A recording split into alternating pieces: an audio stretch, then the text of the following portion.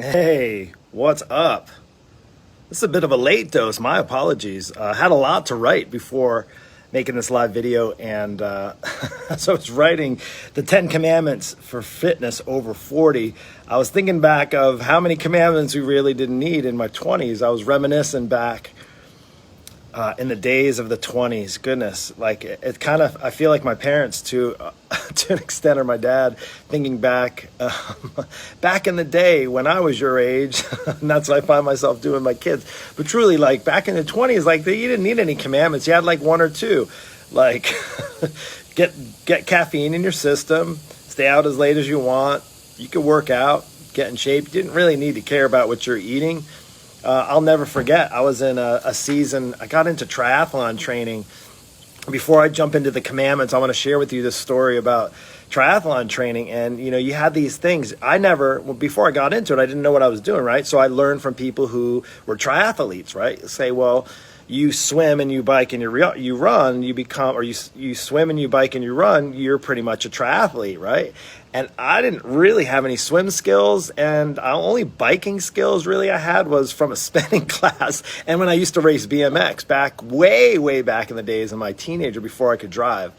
But then in my 20s, I just kind of we got into biking. When Nicole and I were dating, we actually did a century bike ride. Actually, it's called America's most beautiful bike ride, and it's in Lake Tahoe, and you go around the lake, and it's pretty awesome. We didn't train. We lived in New York City. We had no hills. We didn't get on a bike, but I think we were hungover half the time, and it was like, you know, it was those days. And we were able to still do it. Hey, no problem. We did it, right? It was hard, but we still did it.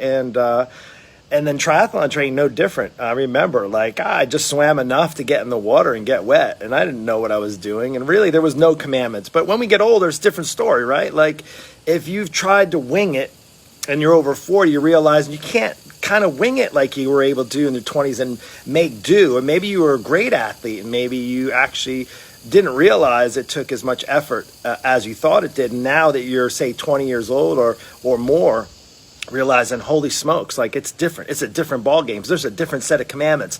So I wrote in, that's what took me so long, by the way. I had to type them in because I wanted you to have them while we went through them. And I have them here written down because my brain is old, 48 next week. And with my brain being old, I would totally not remember all of them. So number one, let's get right into it. Let's get right into it. And I think back, if I had these, I can't imagine how good of a triathlete I would have been. Now, I was decent. I didn't like win any prizes. I did a half Ironman. That was my claim to fame, and I got claim to fame. And I did a half Ironman in St. Croix, and I got destroyed. I literally almost died. I had that story. I'll share it with you again sometime soon. There was no commandments for fitness. I was winging it completely, and I failed. But let's go through these 10 commandments because I don't want you to fail. So number one, thou shalt not skip the warm-up. I hear it time and time again from people getting injured. And okay, share with me what your fitness routine is like. And they say, oh, well, I'll go to the gym and I'll do like a couple stretches. But like, okay, tell me about the stretches. And they have no clue why, or no rhyme or reason why they're doing it. Or maybe if say they're using a trainer, they get on a treadmill for, they'll do an upper body workout and they'll go get on a treadmill for 5 minutes and warm up on the treadmill, which to me doesn't make sense, does it? Right? Like if you're working your upper body and you're warming up on a treadmill, that's not really a warm up. Maybe for your legs, but don't skip the warm up. Number one, don't skip the warm ups. The warm up is so important. Really, the reason why as we get older, our body takes longer to get ready, right? If you were young, you remember in your 20s, you could just pop out of bed. You didn't have to like stretch and like maybe turn your neck. I have to do that every morning. And I'm in somewhat decent shape, right? So that's number one, thou shalt not skip the warm-up. Number two, thou shalt not be too busy. Thou shalt not be too busy. Because what happens when you're too busy? Then you forget about your fitness. And what happens when you forget about your fitness is that your body forgets about you. Then it doesn't care about you. And then you're kind of fighting a battle with your body. So number two, thou shalt not be too busy. The reality is you can make excuses that you're too busy or you can have results. And if you're over 40, If you want results, you want to have good success with your fitness, you have to stop making excuses. You have to put it in your day if you want it. If you want it bad enough, you pay attention to things that that matter to you. So if you want to be fit and you're over 40, you have to actually take the time out. Fortunately, you can't just buy fitness, right? Like you can maybe buy a nip and a tuck here or a lift, or a little suction there, but you can't buy fitness. That doesn't make you more fit. So you have to, thou shalt not be too busy. That's number 2. Number 3, the third commandment of fitness over 40 is thou shalt focus on flexibility. So now I mentioned the other day is you're only as strong as your weakest link. And I know for a lot of people, as we get older, we get tighter, we get stiffer. If you have a desk job, if you've been sitting long periods of time, maybe you just haven't been active for a while. Not being active and your muscles aren't moving, then you get tighter, right? And if you don't focus on flexibility, unfortunately, that becomes your weak link. And when you go to work out, you can draw up some injuries and aches and pains that weren't there before that are now because you don't move well. And then you go to do a squat or go to do a push-up, and then your shoulder starts to hurt or your back starts to hurt or your knee starts to hurt. Does that make sense? So number 3, thou shalt focus on flexibility. So make sure, again, that can be tied into your warm-up if you do it properly. I have some great tools that I do with my coaching clients that have incorporated into their workouts. So by the way, only take 20 to 30 minutes. Sometimes the people are doing them in less than 20 minutes, including flexibility, including warming up. Can you imagine, Mark? How does that happen? How are you able to do it? Well, when you know what to do, you don't have to waste time. And I don't want you to waste time. So let's not waste any more time going forward. Thou shalt focus on flexibility. Where are we on? Number 4, very important. Thou shalt listen to thy body. Thou shalt listen to thy body. You see, one of the most important things I always tell people, and I'm not talking about like pain from like a soreness from working out and you're feeling your muscles, right? The whole no pain, no gain, that changes shape and it changes its definition when we're over 40. So thou shalt listen to your body. Thou shalt keep away no pain, no gain, because there's pain. And if it comes up while you're working out and you do an exercise and it hurts, chances are you shouldn't be doing that exercise. Okay. So there's a difference between having a little bit of muscle soreness after, right? You feel like, ooh, that was a good workout kind of soreness. And if you know what I'm talking about, we can talk about it together. Let's get on a call and we'll see if you're a good fit for my program. And trust me, there'll be some muscles that get sore, but you'll get results. And that's what matters most. But also listening to your body in the process. So you got to listen to it. If it's telling you, hey, if it's going through a workout and it's saying this is pretty easy, and you go back and do that same workout for the next 6 weeks or the next 6 months, you're not going to get any results because it's too easy. Listen to your body both ways. If you're not putting the effort in, you're not going to get the results out in return. So number 4, thou shalt listen to thy body. That's number 4. Number 5, let's go on. Number 5, thou shalt know what they're doing. That goes into listen to thy body. I can't tell you how many people don't know what they're doing. Time and time again. Well, Mark, I learned this back in high school when I did, weights in my gym class with the gym teacher. And hey, not to knock it, chances are that was appropriate for you when you were a teenager, right? Or, I took this boot camp when I was in my 20s with my girlfriend, and now you're in your 40s and you're still maybe doing that kind of boot camp and you're wrecking your body. And you don't know what you're doing. The trainer doesn't know what they're doing. And guess what? Your body is pissed off. So know what you're doing. So how do you know what you're doing? Well, you can't leave it to guesswork. You can't just Google search or like expect some app or expect some mirror, right? That's the new thing now, to have the mirror in your home that's going to give you all these great workouts. It looks so awesome. It's so much technology. But is that person watching you, or is that person is teaching you what you should or shouldn't be doing? Chances are not. Or maybe you don't even know because you can't ask a question and you won't get an answer, right? Because you're not working with really a coach. It's just basically a person. Same with like the Peloton and all those exercises or all the online, the videos and all that stuff. Hey, trust me, I've done them. I even have given some of those out. But the reality is, what kind of feedback do you get on that respect? So know what you're doing. Have somebody that can teach you. Why do you do this? Why am I doing a squat? Why am I foam rolling? Why am I doing a warm-up? That you need to know what you're doing, so that way and you don't have to be an expert at it. They're like, hey, Mark, now I just want you to tell me what to do. Well, it would be helpful if you're doing an arm exercise and you're working your biceps and you're not feeling your triceps, right? Or if you're doing, say, a leg exercise that's for the booty, for the glutes, but you feel your quads working, there's probably a reason, something going on there. And that's what happens when you don't know what you're doing, or maybe don't know the exercise at all. So know what you're doing. So that's number 5. We've got 5 more. Hang with me. Number 6, thou shalt not forget to rest. You see, resting is really, really important when it comes to fitness over 40. And you think, no, I'm busy, Mark. I have, I can barely get my workouts in, and I get maybe 4 or 5 hours of sleep. I stay up late. I get up early. I don't sleep well. I get up all times of the night. And I would say rest is important. And I'm talking about like good sleep, but also just rest. We're so busy. We're so running. We never just kind of like maybe need to go for a walk, not like a power walk, like just a calm walk.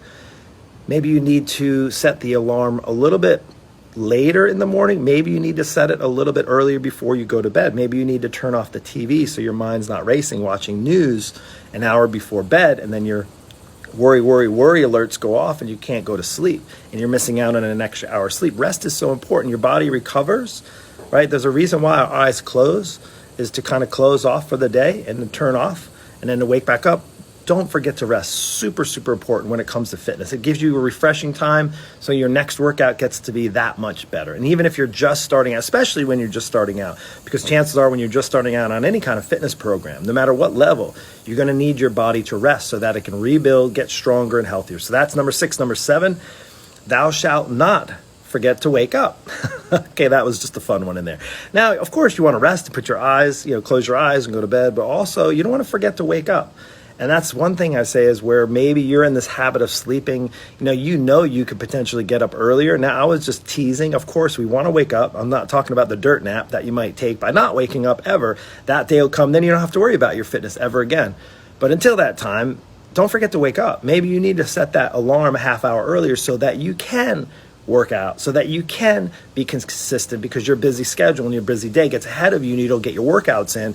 And I know for a lot of my coaching clients and men and women over 40 who have struggled before, just simply setting their alarm clock a half hour earlier so that they get up to get their workout in has given them the freedom and the results they've needed for workouts, because they're consistent, because they were able to do that by waking up. So that's number 7. Number 8, thou shalt not forget fitness takes effort. Thou shalt not forget that fitness takes effort. It truly does take effort. You have to put the effort in. If you want, I kind of mentioned that before about listening to your body, but you have to put effort in. The reality is, if you're not challenging yourself, your body's not changing. I always say, if you're not challenging yourself, you're not changing yourself. You need to challenge yourself. Well, how do you do that without getting hurt? Well, know what you're doing. It goes back to number 4. Thou shalt know. Oh, number 5. Thou shalt know what you're doing. When you know what you're doing, right, then you know that you can put the effort in. You put the right amount of effort in, and you're going to get the right results out of it. Right? There's no sense going into a workout or a fitness program blinded or not knowing what you're doing. But you have to put the effort in. Effort is very, very important. And what happens is, for a lot of people, is you may go to the gym, right? Like coming around the New Year's. The reason why a lot of times, aside from the accountability and, the support and falling off track and falling off the wagon in the new year and coronavirus and all that kind of stuff, is the reason why a lot of New Year's resolutions fail, right? They fail to make like realistic goals, but also when you start to work out, you may, no matter what you're doing, you can go for a walk, you start doing some body weight training, go to the gym, do some spinning class, you get some early results. But then you're doing the same thing over and over and over again. Your body gets adapted. That's the point. It gets stronger, it gets adapted. And then you have to adjust and modify and progress your workouts. The way you continually make moves towards better fitness, and while you're putting in effort, is to continually challenge yourself. Maybe you're on this weight loss goal and you want to lose 30, 40, 50 pounds, but you want to get stronger at the same time. I had a conversation with somebody the other day that's like, well, let me lose the weight first and then let me get stronger. That's kind of wasting time. If you could lose the weight and get stronger in 6 months, why would you want to lose the weight in 6 months and then take another 6 months to get stronger? It doesn't make sense to me, does it? So while you're doing that, you have to remember that it requires effort for your workouts. That's number 8, 5, 6, 7, 8. Number 9, here's one. Thou shalt not covet thy neighbor's progress. Thou shalt not covet thy neighbor's progress. In other words, it's so easy to look at somebody else and what they're doing, what they're achieving, and how their body looks and what they can fit onto. It's kind of like, we're wishing we were that person. No, you're your person, right? You're your own self. Don't worry about them. Worry about yourself. That's all you need to do, is to focus on your own efforts. And sometimes we kind of get this like comparison, this, what is it called? Something syndrome. imposter syndrome, where you're kind of looking at that person, you're like, oh, I'm not good enough. Look at what that person has. Look at how that body's look. Look at how she looks in a bathing suit. No, that's the problem. Is you start to covet thy neighbor's progress, then you're losing focus on your own progress. And then it's easy to just kind of feel bad about yourself and turn and just decide to stop altogether, and be like, why do I even bother? I'm never going to look like that. I'm never going to be that strong. I'm never going to be that fit. I'm never going to look that good. That's what happens. Then your mind starts to race. And while your mind's racing, it's not focusing on fitness. So do yourself a favor. Do not covet thy neighbor's progress. We're on number 10. Thou shalt mind what you consume, right? At the end of the day, all the fitness you can do in the world is going to probably get you a little bit stronger, maybe give you a little bit of results, but without minding what you consume, you're never going to get the results that you want unless you actually are fueling your body with the foods it needs. And I'm talking about not just consuming foods, but be mindful of what else you consume. Be mindful of how much news you consume. Be mindful of the negativity that you consume. To be mindful of the relationships that are negative that maybe try to pull you down. The saboteurs in your life that are causing you to really struggle. Maybe your weekends are struggling because you're hanging out with some people that aren't encouraging you. They're trying to pull you down. Oh, Donna, you look good just the way you are. Well, they're not you. Only you know the way you want yourself to be and feel. Don't let somebody else dictate that. That's number 10. Thou shalt mind what you consume. And that's just not food. That's also what you look, what you hear, what you listen to. I hope this was encouraging to you. I want this to be encouraging. 169 episodes later of the Daily Dose. My goal was to simply, purely just provide as much encouragement to you. 10 commandments of fitness over 40. We have one bonus, number 11. Thou shalt never give up. Now, I didn't type that one in, but at the end of the day, whether you fail, maybe you fail 100 times. I failed several times in my fitness journey over the years. Yes, I'm the coach who's been doing this for 25 years. I still fail in attempts to improve on a regular basis, but I still learn from those lessons. What I try to do is when I'm moving forward, I try to realize that I'm never going to give up. And I can tell you, if you think it's just a matter of losing weight, let's just say fitness. Well, I'm doing fitness, Mark, because I want to lose 40 pounds. If you think that that's it, then you're doing yourself a disservice, because as soon as you stop, right? It doesn't mean like, hey, I lost 40 pounds. Now I can just live life the way I want. That's not how it works. You never give up. Never give up once you reach your weight loss goal when you're using fitness as well as proper nutrition. Never give up. Never give up. It's okay to keep failing. The only time you actually fail is when you stop. You can keep failing as long as you're moving forward, but never, ever give up. And I'll tell you what, I don't plan on giving up. And I know for a fact there's a lot of you who don't want to give up. Maybe you failed, and maybe you're struggling right now, and maybe you don't have any of these things lined up, and that's why maybe your fitness sucks right now. So maybe your best effort is to actually have the kind of support that you need, the accountability you need, the structure you need to build out, map out a plan so that you can get in the kind of shape that you want to. You can have the kind of fitness and the kind of lifestyle that being fit will bring to you. Think about this. We always think about, getting stronger, and people tell me I want better health. No, I get it, right? We all want better health. But it's kind of like the easy answer. The hard answer is to start digging into, what does that health give to you? Does it give you more freedom? Does it give you more confidence in the bedroom with your spouse? Does it give you more confidence looking at yourself in the mirror? Maybe you've thought of yourself as being ugly and fat and, disgusting looking, and you don't even look at yourself in the mirror. And every time you step on the scale, you feel worse about yourself because it hasn't changed, or actually it's going up, and it's going up. And now, you thought 20 pounds is bad, and now it's 40 pounds, or 40 pounds is bad, and now it's 80 pounds. And you're just kind of you're stuck, right? So you don't have to stay stuck. I'm going to tell you this. And I'm not saying all these commandments you have to do right now, but you can start working on them, right? You can start working on them. And if you don't know where to start, you should get somebody, you should invest in yourself and your health. If you don't think it's worth it, I don't know what to say.